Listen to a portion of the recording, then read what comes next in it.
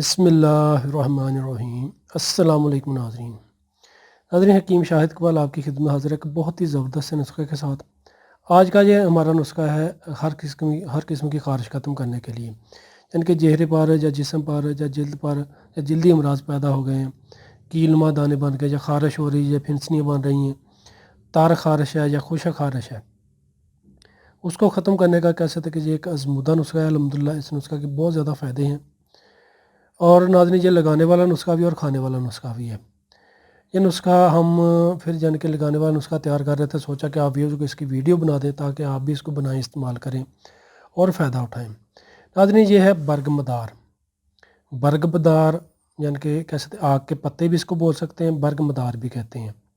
ताज़ा आपने बर्गमदार के नरम जो कुंपले यानी कि नरम पत्ते आपने लेने, आधा पाव और 1 पाव आपने लेना है सरसों का तेल। यानी कि नाज़रीन आपने सरसों के तेल को हल्की आंच पर गर्म करना है। जब फुल जब गर्म हो जाएगा तो उसमें आपने आधा पाव आग के पत्ते जो नरम कुंपले वो डाल देनी है और आग को थोड़ा स्लो रखना है।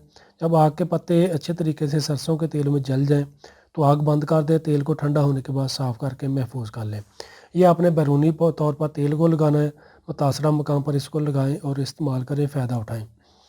और जो खाने वाला नुस्खा है, ये 2 नुस्खे हैं। इसका जो सारा नुस्खा है वो मैं इस वीडियो की डिस्क्रिप्शन में दे दूँगा, वहाँ से आप लिख कर इसको बनाकर इस्तेमाल करें।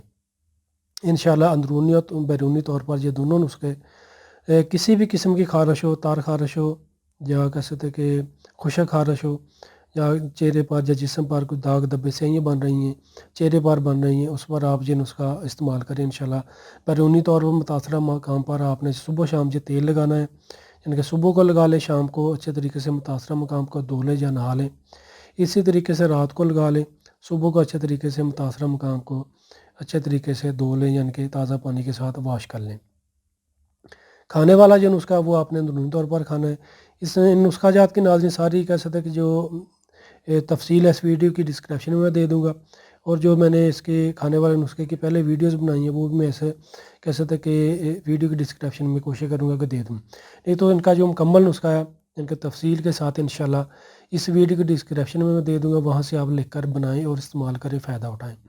इंशाल्लाह नाज़रीन ये नुस्खा आपको मायूस नहीं करेगा, ख़ारिश किसी भी किस्म की हो आप इस नुस्खा को इस्तेमाल करें, साथ परहेज़ करें। परहेज़ में आपने यानी कि बैंगन, मसूर की दाल, बड़ा गोश्त, ब्रेल यानी कि कोई भी गोश्त फ़िलहाल ना खाएं अगर ज़्यादा आपको मसाइल है ख़ारिश के, यानी कि जल्दी मसाइल ज़्यादा हैं तो।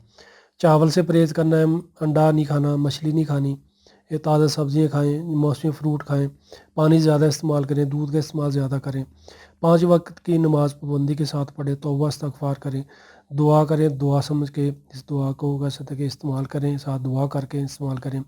इंशाल्लाह अल्लाह पाक आपको शिफ़ा देंगे।